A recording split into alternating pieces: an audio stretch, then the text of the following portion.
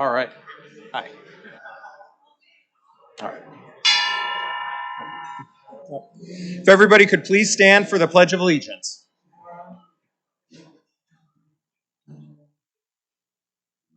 I pledge allegiance to the flag of the United States of America and to the republic for which it stands, one nation, under God, indivisible, with liberty and justice for all. Please stay standing and welcome Meg McKenna, Director of Partnerships at Visit Milwaukee, to give our invocation. Good afternoon. May we be grateful. We are blessed today with enough to eat. May we be grateful. We are blessed with clothes to wear. May we be grateful. We are blessed with shelter from the elements. May we be grateful. We are very well blessed today. May we remember that there are many people who do not have these blessings. May we be grateful enough to help others when we can. Thank you, Megan. Please stay here for a moment. It did come to our attention that the new members who joined during our virtual meetings never received their pins, and pins in Rotary are kind of a big deal. So that is a situation we're hoping to remedy. So, Meg, there's your official Rotary pin. Thank you.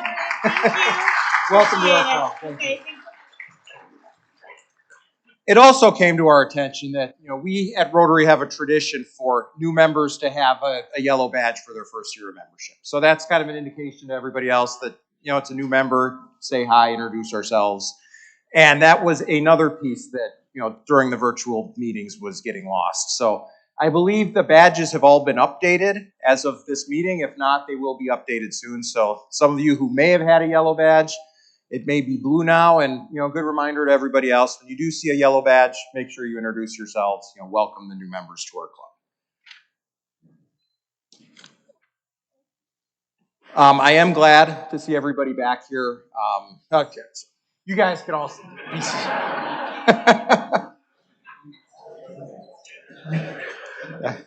My apologies, everybody. One other quick update for the group. Last week we learned that one of our members who was fully vaccinated and here in person developed COVID symptoms within 48 hours of being here at the club and subsequently tested positive. So we did follow CDC guidelines. Everybody who was within close proximity, within 6 feet for 15 minutes or more, has been notified, and there were no other positive cases reported. So that is thankful. We were potentially maybe a little bit over optimistic about the state of COVID here in the clubs. So it is just a reminder that while we're all hoping to return to normal, COVID is still a real thing. Wearing masks is a protocol that adds a level of protection. We would like to encourage people to continue to wear masks, when possible. With that said, we do have a couple guests in the room, so when I call your name, if you can, please stand so that you can be recognized. We have Vidhu Singh from ArisX, Sri Mupidi from the Master Lock Company, Scotty Myers from Milwaukee PBS. We've got Jim Henderson from the Elkhorn Club joining us today, as well as Juana Keys. So thank you very much for joining our club.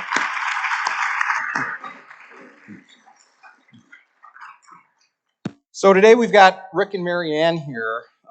A great presentation, I'm sure. But before that, we've got a couple club announcements to make. So would like to welcome up Tiffany, Jeff, Natraj, and Girish.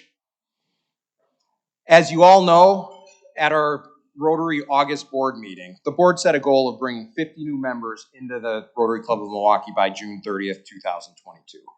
The board members committed to bringing half those members, 25, and they challenged the other 300 members of our club to match that number.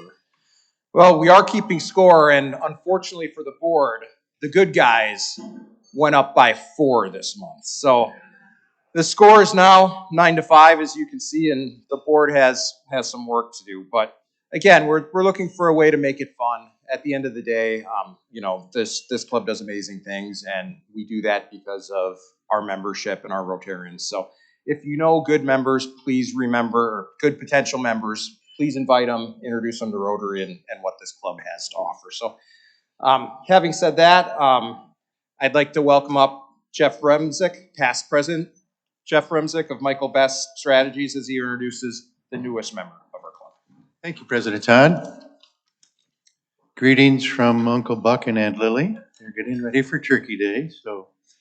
But just to follow up on President Todd's comments, membership and membership engagement are the lifeblood of any club, and Rotary is no exception to that rule, obviously. But the Rotary experience, while I think common and global in nature in many respects, is also very uniquely local and individualized. And I think that's really part of the strength and beauty of Rotary. And so, all that depends on what we as members bring to the table and what we do to engage. And a big part of that is bringing other members to these tables. And so today I'm happy to introduce our newest member, Tiffany Pettingell. Tiffany and her family recently relocated to Milwaukee area from Charleston, South Carolina. Some people wonder that, but she's trying to convince a lot of her Charleston friends to come here because it's a pretty cool place. She and her husband, Christian, founded Atlas MKE along with their business partners. Atlas is a public benefits corporation providing business-to-business sales development for companies across the United States. Tiffany and Christian, who retired from the U.S. Army with the rank of captain, have 4 children. Kennedy, who is a senior at DePaul University. Cora is a senior in high school at IMG Academy, focusing on track and field. And Chloe is a 7th grader at Longfellow Middle. And their youngest son, Flash, is a 4th grader at Jefferson in Wauwatosa as well. Tiffany has worked tirelessly as a mom and as an Army mom and moving around the country. We were chatting before about her accent because I said, that sounds like from the South. And she said, well, it's really from Utah, Colorado. And she went on to about 4 other states that she's had the pleasure of being in. But perhaps most importantly, Tiffany's steeped in service, leading team and training with the American Cancer Society, as well as her time and efforts with the Army Family Ready group. Tiffany's also tapped into her passion for tennis. She's a great tennis player. And she organized the first annual Tennis for Dyslexia event in Charleston, South Carolina. Among Tiffany's other many passions, one of her side gigs is Tiffany and photography. So Tiffany shared with us that her kids got so tired of her taking pictures of them that she started to use her talents to capture memories and beautiful pictures for other families. Tiffany's other side business is a company called Spit Savvy, which creates handmade, one-of-a-kind baby essentials. So very creative and interesting person. But one last insight to share before we welcome Tiffany. I hear she prefers a stout glass of bourbon whiskey over wine any day. So I would say she's obviously a person of definite and discerning taste. So please give a warm word of welcome to Tiffany Pettingell.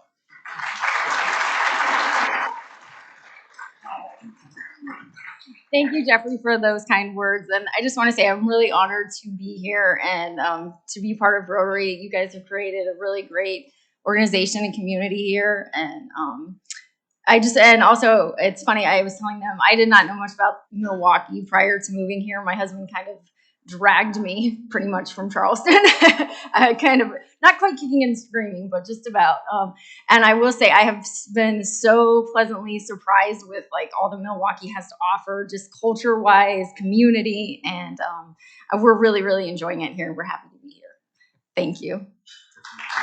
Welcome. Nice to meet you in person. Thank you.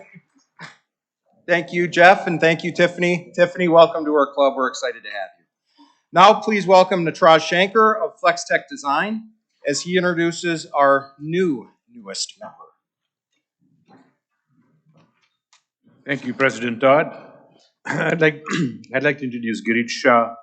Girish and I go back many, many years in Milwaukee. A dear friend of mine and my wife's, and so his wife, and we all get together. He is one of the most open-hearted, philanthropic persons I ever have met. So, Girish considers himself a global citizen with roots in 3 different continents. His grandfather hailed from India, but both Girish and his father were born in Eritrea, in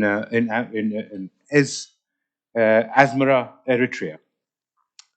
Girish moved to Wisconsin after his high school and lived here ever since.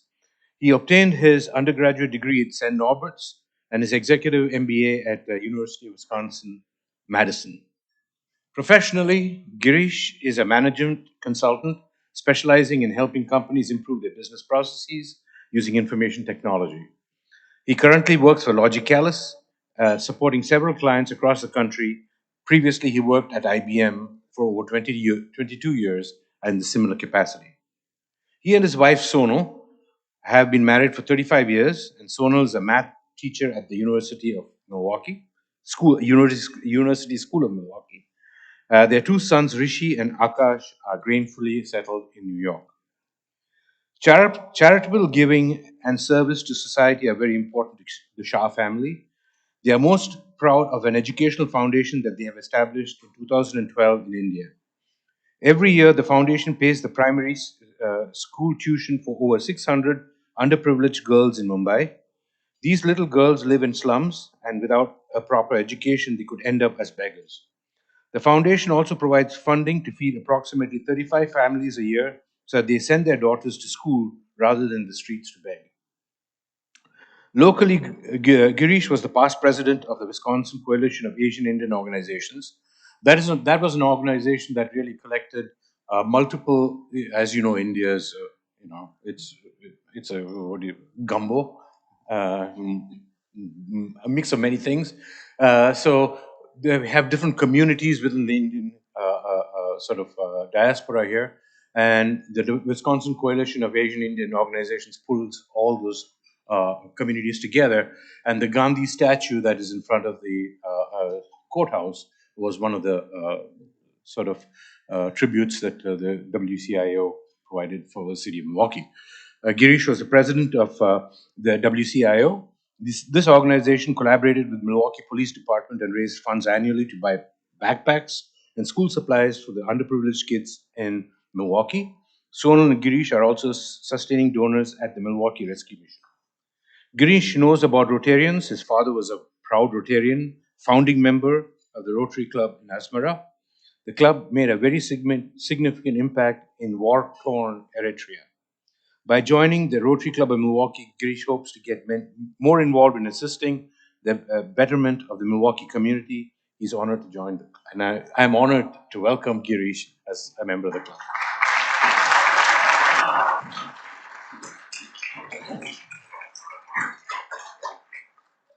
Thank you for that welcome. We've been in the Milwaukee area for almost 30 years, and it took me to move downtown to get close to the Rotary Club, and I look forward to being a contributing member of this club. So thank you.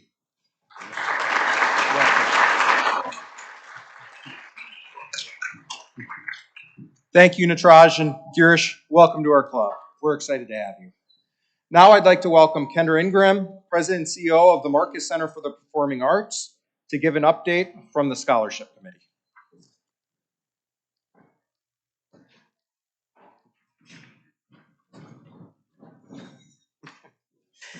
Hello, everyone. Thanks, President Todd. I'm sure many of you are familiar with the Rotary Club Scholarship Program, but for those of you who are new to the club, welcome. And just to give you a little background, our scholarship program is for Milwaukee high school students, many who are the first in their family to attend college. They're awarded a financial award, mentorship, which I am proud to be a mentor of one of our scholars this year, who's a freshman at UWM, majoring in theater, which is very exciting. And it's really a program that beyond the financial award, the mentorship follows them throughout their entire college experience. So they have someone to talk to about their experience, navigating some of the challenges of being a college student and a first-generation college student. And it's a really great program. When I joined the club, I was asked to become a member of a committee, and this was the one that really appealed to me, and I feel like it's been really rewarding. So with that said, it is that time of year where we're trying to raise additional funds for the scholarship program, and the committee has set a goal of tying scholarships to the endowments that provide stability and sustainability for the program. And we have the Golf Classic, which we appreciate many of you participated in or contributed to by participating in the auction. And that's going to remain an integral part of the scholarship funding. But we also are looking to really build that funding up this month. And the Zilber Family Foundation has pledged $10,000 to match to help us reach our goal of expanding the scholarship program. So we're really looking to take advantage of that match. I thought I'd bring with me today, since I was coming to Rotary in person, my little card that you all have probably received in the mail now. I see a bunch of heads nodding. If you're not a hard copy person, which I was planning to do this online, you can see on the pledge card that you can make your pledge online. It's very simple. I just filled mine out today to bring to the club and have it done. So if you haven't already done that, please consider a contribution to this amazing program. And we'd really like to see your contribution before the end of November. So that's all I have. Thank you very much in advance.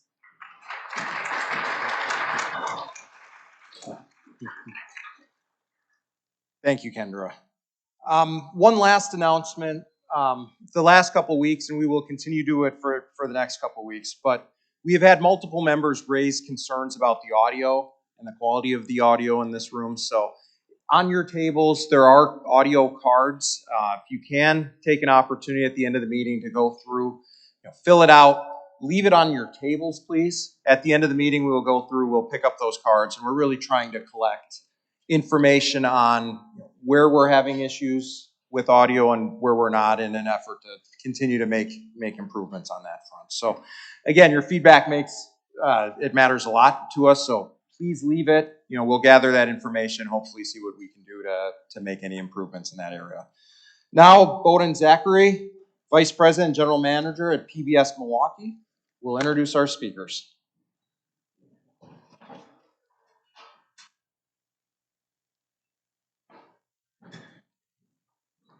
Good afternoon. I'm Odin Zachary from Milwaukee PBS. I've been a member for a number of years and just realized and was told that I'm still wearing the old yellow one. So I'm an old guy now. I'm delighted to introduce to you Rick Barrett, an award-winning, amazing reporter from the Milwaukee Journal Sentinel, and Maryann Lazarski, who's an award-winning producer from Milwaukee PBS. I'll give you the heads up that I know Maryann was going to mention, but I'll mention that it was about 2 years ago in this very room that Rick was on stage talking about the precarious state of the $45 billion dairy industry in Wisconsin. And Maryann and I were at one of these tables and were taken with the story, and thus began, I think, an incredible collaboration that resulted in the Frontline PBS series, selecting this story as kind of a local story that then begat the larger documentary that will air this coming Thursday night on Milwaukee PBS. It will also stream on the Milwaukee Journal Sentinel website. And I'm delighted to introduce Rick Barrett and Maryann Lazarski to tell you more about America's Dairyland at the Crossroads. Thank you.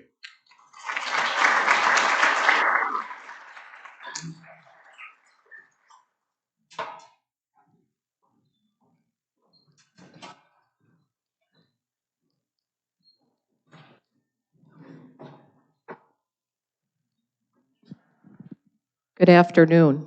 Can you hear me? All right, this is working. All right, thank you, Bodan, for that introduction, and thank you for having us. I just want to reiterate a little bit about what Bodan mentioned. This has been a 2-year labor of love project. It started in July of 2019 when we did meet with members of the Milwaukee Journal Sentinel to come up with a game plan for a project that was worthy of joint project and a documentary, and we decided that we needed to build on Rick's fine reporting on his Dairyland in Distress series. And so one thing led to another, and we were fortunate to be one of, I believe, 5 media outlets across the country to receive this local journalism initiative grant from PBS Frontline.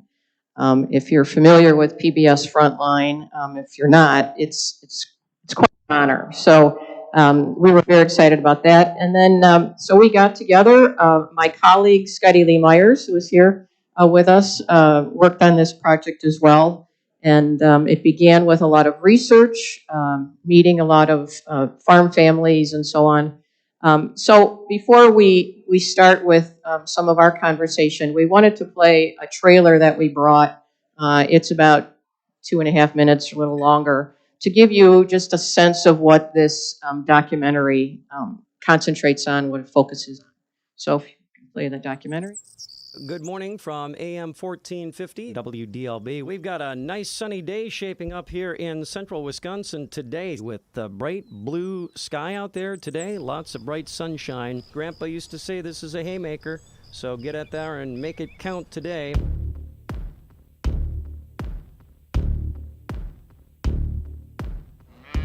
It's really sad. A lot of dairy farmers in the area have exited. They've sold their cows and quit. Don't let him go there. Talk about a cow tailor-made to milk. Sold.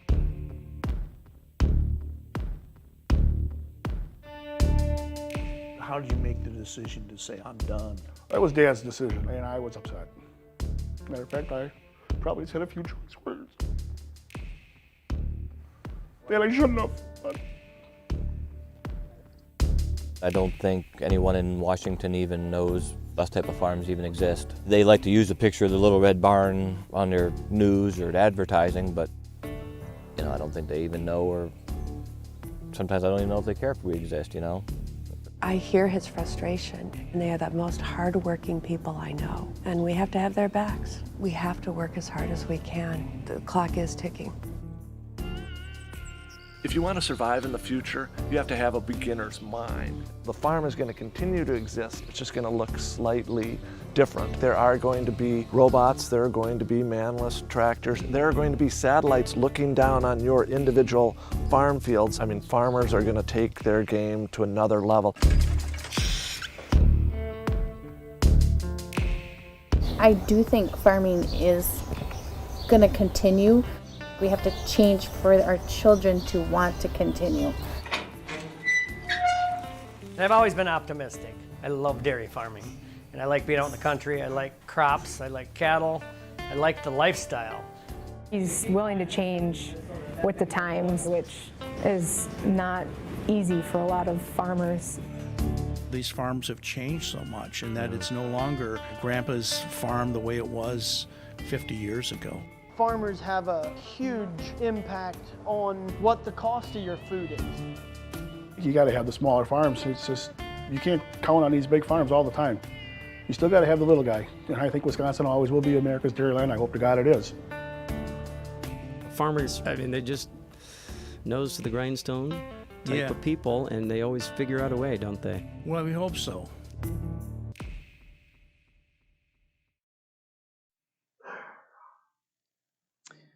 So that gives you just a little taste of what this Our documentary is all about. One of the things that people often ask me when I say I'm working on a project regarding, dairy farmers, particularly people in the city, will say, well, who cares? That's way out there. The farmers, they're always complaining. It doesn't really impact me. Well, it does. How many of you have had a glass of milk, some cheese, maybe some butter on your roll today, right? So, Rick, that's one of the questions that, we get asked a lot is like, why should we care? Yeah, first of all, thanks everyone for having us today. I'm very grateful to be here. The question that Maryann raised, it's one I've probably heard 1,000 times, but I think I would answer that by saying, who doesn't care? I mean, at the end of the day, we all have to have food. And it doesn't matter where you are. If you're in the city, you're still connected to the grocery store. You may not know where your food really comes from, but it matters that it's affordable, that it's safe, that it's nutritious, that it's something you really enjoy. So there's that aspect. As far as who cares elsewhere, it's huge. In rural communities, farmers are the lifeblood of rural America. And And not just economically. I mean, think about school boards, local governments, volunteer fire departments, just about everything you can think of. Farmers are right there at the center of it. They are rural America in many respects. Even if they're not huge in numbers, they're very committed, and they're counted on in rural America in terms of the small towns, the spending that they have, the influence in the economy. It's enormous.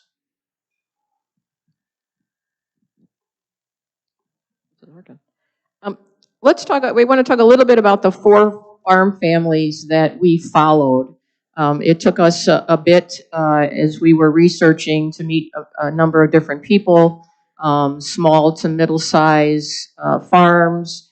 We met some folks who were a little bit bigger, but we really wanted to present kind of a variety of farm families and what they were going through. Rick, you want to talk a little bit about those 4 farm families? Sure. The 4 farm families, it was really different in each one of them because, well, the first farmer you saw, Sean Smits, he and his father had gotten out of dairy in 2019 in a really difficult time for them. So they had just exited the business when we first met them. The other 3, again, real different situations. The Niggin farm, Kristen Niggin, who you saw on there with her dad, she's the next generation. She just graduated from UW River Falls with a degree in dairy science. She's farming with her parents now, and is really excited about it. They've got a great farm going on. The Rail family, again, you didn't see much of them yet on the documentary here, but they're going to be all about technology, the robotics, trying to find alternative sources of income, trying to be that farm that's thinking out 100 years from now. I mean, they're looking at green energy and all kinds of cool things that they can do. So in the Briggs farm, wonderful people. That 60 cow dairy where the cows still graze on the pastures, just a beautiful farm. Struggling a little bit, but they're making it. They're getting by because they keep such a close eye on their expenses. So 4 really different families, but they all have, this in common too.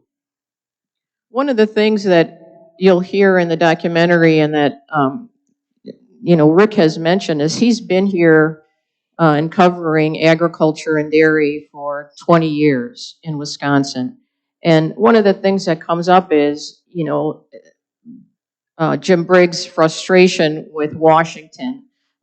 It's not new. It's something that you've heard for 20 years here. This dairy crisis has been building and going on for a long time. So, what is the answer? If I had that, I wouldn't be here. I'd be out there making all kinds of great decisions, but it's complicated, and there is no one answer. It is going to take a Swiss Army knife of answers because the farms are all so different, and their ideas about the future are going to depend on individual circumstances. And I know it sounds like kind of an easy way out, but it isn't, because it's just going to be what these farms embrace, what they're willing to take on for risk, what their passion is going to be. Some of them will go out and they'll do the green energy thing, and they'll be selling power back to the electric grid in the future, and they're going to have driverless tractors and robots and all that. That's great. And then there are other folks like Jim Briggs. He just wants to milk cows, He loves what he does, and he's real happy with that 60 cow dairy, and he's going to want to keep going doing that. It's really going to vary tremendously. We talk a little bit about, you mentioned before, technology, right? And we invited a global futurist to one of the farms, and that's part of the documentary as well. But he talks about diversification and technology being the answer for these farms as they move forward. And that's one of the things we wanted to do in this documentary is move this forward, right? If you could talk a little bit about how does that impact maybe companies in the city, outside of these rural areas, when you're talking about technology in particular, for some of these farms? Yeah, it's going to impact, people in this room too, because if you have a business that's related to software, whether it's related to finance, whether it's related to, cutting edge technologies, it's all part of agriculture. I mean, this farming community, it's deep into technology, and a lot of times I think we don't even realize it because it's right in our backyard. But you go to other parts of the world, and Wisconsin dairy technology is considered the gold standard. And I've been on farms in Asia where one of the things they're so proud of is the fact that they have all of this great equipment and all of this great animal genetics, and it's from Wisconsin. It is considered the very best in the world. And we've got that as our strength. And I think a lot of times, because we're so close to it, I don't even think we realize it. Sometimes we take for granted what we have right in our own backyard. Rick also had a chance to talk to Senator Baldwin about this issue. And one of the things that came up is food security and a national security issue. I'm going to talk a little bit about that. Yeah, I think the food security issue is going to be huge. We've already had some glimpses into it, whether it's beef, packing plants that closed down during COVID, whether it's outbreaks of bad things that happen in poultry plants, or whether it's pork processing plants, and how quickly that can get into the food chain, how quickly the store shelves can become depleted if we're too dependent on a few large processing companies and large agricultural corporate type farms. So diversity in the food chain, I just think ought to be our strength. In the documentary, we mentioned that there's a growing number of large farms referred to as CAFOs, which basically means herds that can be 50 times the average, small to medium-sized farm. So 50 times the number of cows, and they're in this big, circle, 100 at a time, milking. And so there's a growing number of those. And so people might say, okay, well, if we're in a state that has all these large mega farms, some are corporate owned, most of them in Wisconsin are family owned, then why do we need the small farms? Why do we need the small to middle size dairy farms? What's the big deal? I think the very largest farms, and again in Wisconsin, for the most part, they are family owned. So those folks really care about what they do as well. I don't want to paint anyone as being the bad guy here. But when you get to that size of agriculture, whether it's in dairy or any other type of livestock agriculture, it does bring its own set of challenges, environmental wise, in terms of the processing, in terms of the whole food safety thing. Again, I mean, I really think that small farms are that backbone of diversity in agriculture that we need. One of the big issues that farmers talk about is milk prices and the ups and downs of, what their milk check is going to be, which they usually don't know until, it arrives.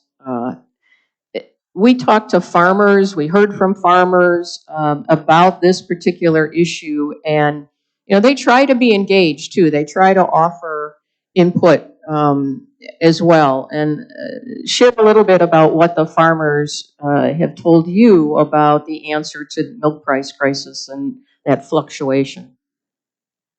Yeah, that's a tough one because there really isn't any agreement out there in terms of how do you fix the milk pricing system.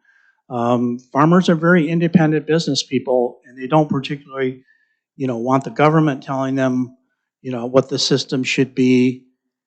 And yet at the same time, they feel very helpless because, farmers are often referred to as price takers and not price makers. They don't really have much say over the milk price. Some of the answer,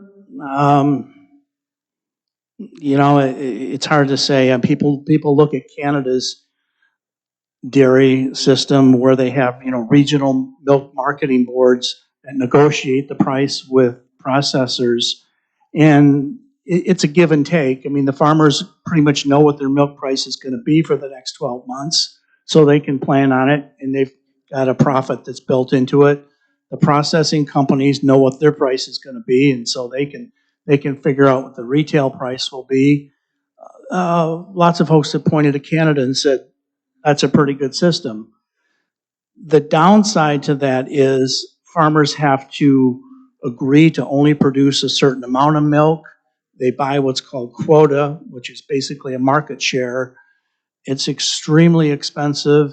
They have to borrow money to go and buy the quota, and it takes them decades to pay it off sometimes. It's a give and take. I mean, I've talked with farmers from Canada who said they don't like it. It's just too hard for young people to break into farming because they have to buy the quota and they have to get this market share. It's not easily available. And then other farmers say they really like it because they can build a future. They know what they're going to get for the next year. So what can consumers do to help Wisconsin dairy farmers besides eat a lot of cheese? Yeah, I mean, that's the most important thing. You support dairy products if you can. I mean, if you like it, that's great. I think the other thing is farmers have told me that when you go to the grocery store and if that cheese costs an extra nickel for a pack or whatever, they are very grateful because if they can get just a little bit more of that consumer dollar, it can keep them going. I mean, one farmer told me that if he were to get even like a nickel more from a $5 package of cheese at the grocery store, it might be enough to keep him in business. So it matters. If people are willing to pay just even a modest amount more for their food, you're helping keep this ecosystem of agriculture going. So this documentary covers a lot of ground, and because the dairy crisis is not simple, and so we tried through this just under an hour program to really kind of maybe open some eyes, maybe to help better understand the issue of milk prices or the labor issue. Farmers are having just as hard a time of getting help as many are now, during this time too. Some of it has to do with COVID, but some of it doesn't. So it really, I hope you get a chance to watch it Thursday at 7 o'clock because I think it really impacts, again, all of us, not just those people who are living in Clark County or, in the western part of the state. I mean, it really does affect each and every one of us. So I think this might be a good time to take some questions. Getting a thumbs up.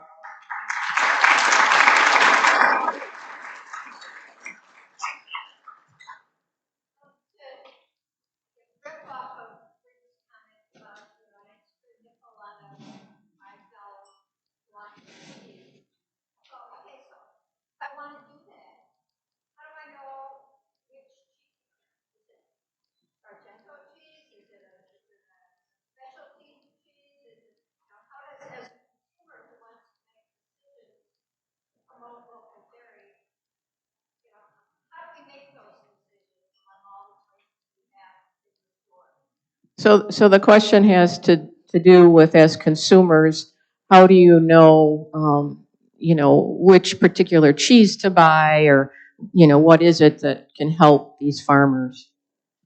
That's a great question. And I think the answer is as much as you can, do your homework.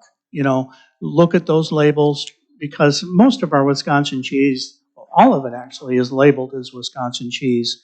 And you can see many times where the farm has come from. You can go online, you can find their websites, you can read about the farmers themselves. You can, contact different groups in the state, the dairy producers and such. They're more than glad to help you in terms of helping you find out where your food comes from. I think it's up to us as consumers to try to become as well informed as we can. And farmers are really glad to share their stories. I mean, they're proud of what they do. And if you give them a chance to tell you about their farm, they're more than happy to do it.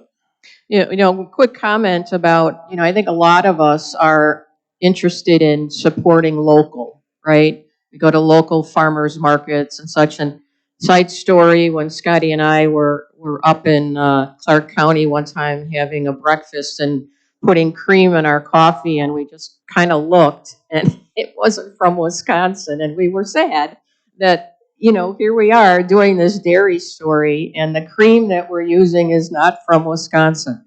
So I think, again, whatever you can do to support local will have a big impact. Yep.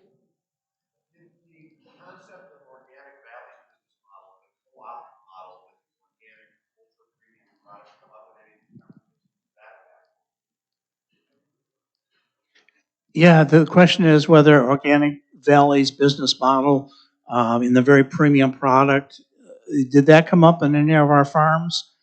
Not in our four farm families, it wasn't, but it is talked about a lot in rural Wisconsin because Organic Valley has done well. I mean, the farmers get a premium for their product, and they've had a pretty good run. Now, organic products, that marketplace has become kind of saturated, but at the same time, farmers do get a higher price, and Organic Valley is a great example. Rick, you've been to China and seen some of the things they're doing with technology in Wisconsin. I worked before I tried with Milk Marketing Board. We took dairy farmers, environmentalists, policy people to the Netherlands, looking at folder models, basically working together. And the Netherlands has a policy, science, policy, practice come together to compensate farmers for data protection, energy, or other things using technology. Not just inputs, but basically waste management. To what extent has the state, since my retirement, looked at that older model as something that brings together science, policy, and practice as a way that gives us the Swiss Army knife? Very good analogy that you taught. Yeah, the question is, to what extent have we looked at that in Wisconsin? I think quite a bit. In Wisconsin, the university system and extension has done a lot in terms of encouraging farmers to pursue all these different practices here. Are we as involved as they are in other countries in terms of the government goes? That's kind of what you were getting at in your question. It's different here because we don't have, a government-run agricultural system. So farmers are very independent. They will listen to what the universities say, the extension agents say, but at the end of the day, they're going to make their own decisions.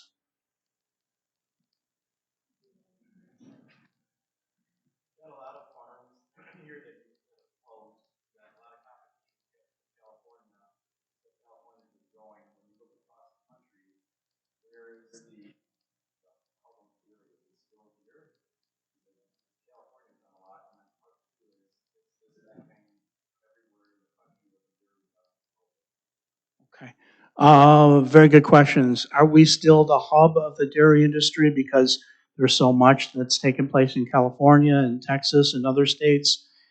And I'm sorry, the second part was, are we? Oh, yes. Are the closings happening in other places too? First part of that question, I think we are still the hub of the dairy industry. I mean, California has some really large farms, and they've taken over a great deal of milk production, especially for the western states. But at the same time, they've had their issues too. Water, environmental, the cost of feed, all sorts of things. California has not had an easy ride. I mean, their dairy industry has struggled like ours has for different reasons. Are we still the hub of dairy in terms of products and things go? Absolutely. I mean, Wisconsin cheese is still the gold standard everywhere. You mentioned that you saw Wisconsin cheese where? In Vietnam or China? Where were you? Yeah, and it went in just a little grocery store in Vietnam. You'll find the cheese display, and they'll have all the local packages there and everything. It all looks really nice. And then the Wisconsin cheese is right there in the center, in the best place in the display case with the highest price. But that's a premium product, and the grocery store told me, that's what people really go for. They want that product because they recognize it as the very best.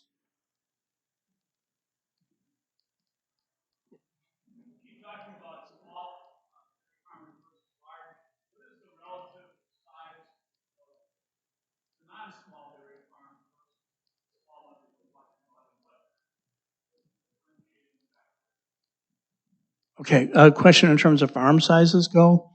That's a really good question. Wisconsin, I think, has stayed relatively stable in that our typical dairy farm size is still only around 150 cows. I mean, it isn't as big as what some people think it is. In terms of the CAFOs, the concentrated animal feeding operations, there are more of those now in the state. It's some of those, they get up in several thousand and higher. But we're still, there's an awful lot of the state that's still 150 to 300 and some cows.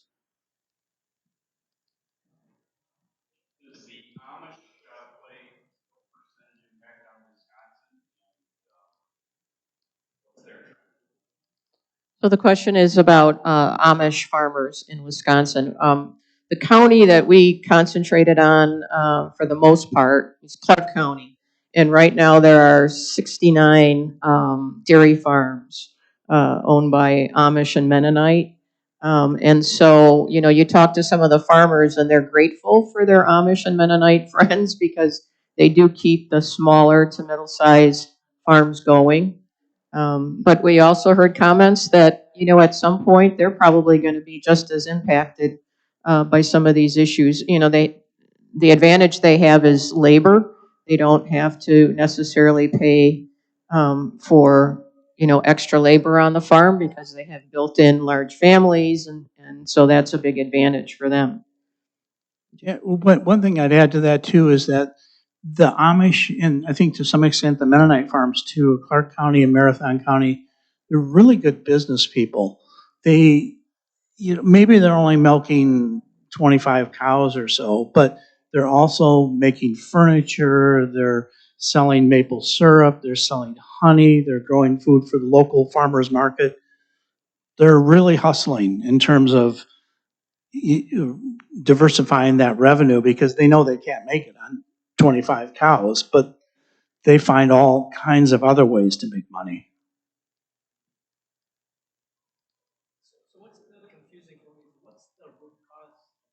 Is it because there are large dairy farmers that are displacing the smaller ones because they don't have the economies of scale, or what's causing this issue? That's a really good question. The root causes for all this. In terms of the largest farms and the fact that farms are getting bigger, I think that's just inevitable. And a lot of times it's 2 or 3 families, second generation, even third generation, that are all coming together and working on one larger farm. That's not going to go away. The bigger farms are going to continue to get bigger, and we're going to see more of that. As far as the loss of the small farms, yeah, a lot of it just comes down to the milk price. It comes down to retirements in the next generation, they just cannot afford to keep it going. It's too expensive in many cases. You can weather a couple of bad years, but when you have 5 years in a row of a low milk price, it's pretty tough to make it. So, that's going to be an issue as well. The milk pricing thing is just really hard on these small farms. So that's why we said it's kind of complicated. A lot of issues involved in all that. Yep. So that lady.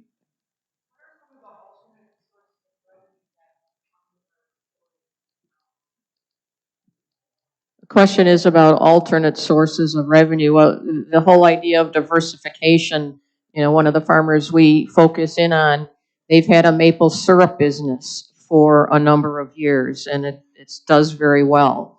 One of the other farms has a event venue as part of their farms. There's a lot of people are, getting married. They want to get married, on a farm or whatever, so they have this source of income. So there's a variety of things, and that's one of the things that this global futurist who we talked to in the documentary encourages farmers to do, is to be innovative, to think creatively, whether it's growing, hazelnuts or doing the maple syrup business, or like the Amish, they're making furniture, to supplement that income.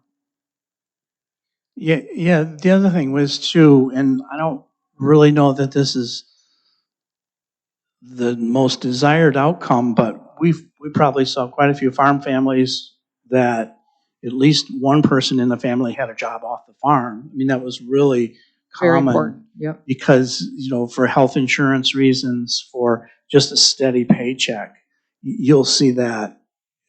I wouldn't say nearly everywhere, but on an awful lot of farms. Yep. On most of them, we did. I think we have time for one more question. One slide, 68% of the farm has been lost since the year 2000. What has happened to milk production output? Okay. The question was, we've lost 68% of our dairy farms since the year 2000, but what's happened to milk production since then? It's gone up. It's gone up steadily. And that is, well, that's for a couple of reasons. One of them is there are more large farms, and they put out enormous amounts of milk. But the other reason is just efficiencies and improved animal genetics and more technologies. Farmers have gotten better at what they do, and they always have. I mean, farmers are just constantly looking for ways to get higher yields in their crop, to produce more milk. They're really good at what they do. So milk production, it's been rising steadily. I think we're out of time. So thank you very much.